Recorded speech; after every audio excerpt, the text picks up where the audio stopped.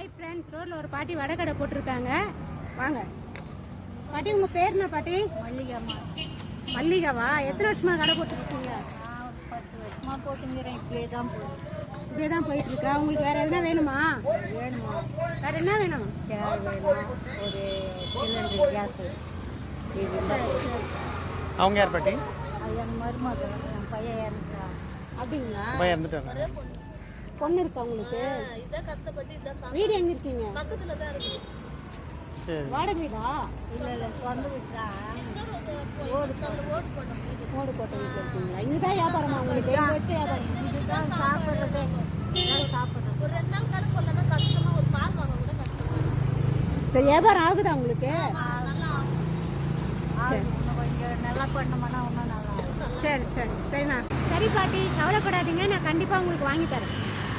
Hi friends, நம்ம இப்போ எங்கே வந்திருக்கோம்னு பார்த்தீங்கன்னா, மீஞ்சூரில் ஒரு பாட்டி பார்த்துருந்தீங்களா? அவங்க பொருள்லாம் வாங்க தான் வந்திருக்கோம். வாங்க உள்ளே போய் பார்க்கலாம்.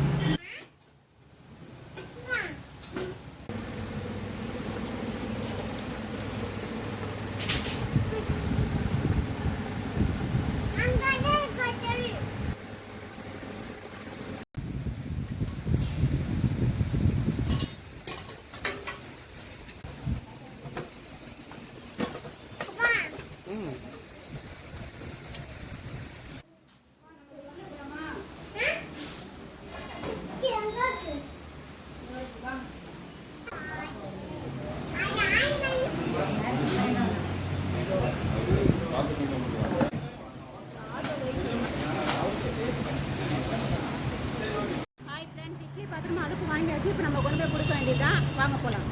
எப்படி இருக்குங்க பாட்டி? நல்லா இருக்கும். அன்றைக்கி வந்துட்டு போன ஞாபகம் இருக்கா? நீங்கள் கேட்டீங்கல்ல, வாங்கி வந்திருக்கேன். இந்தாங்க, நிறைய பேர் வாங்கி வராங்க, அவங்க கேட்குறாங்க, வாங்கி கொடுக்கணும்னு சொல்கிறீங்க இல்லையா? நான் வாங்கி கொடுத்துட்டேன். இப்போ எப்படி இருக்கு? சந்தோஷமா இருக்கா? ரொம்ப நல்லா இருக்கா? நல்லா இருக்குது. யாருமே இது மாதிரி செய்யலம்மா. செய்யலையா?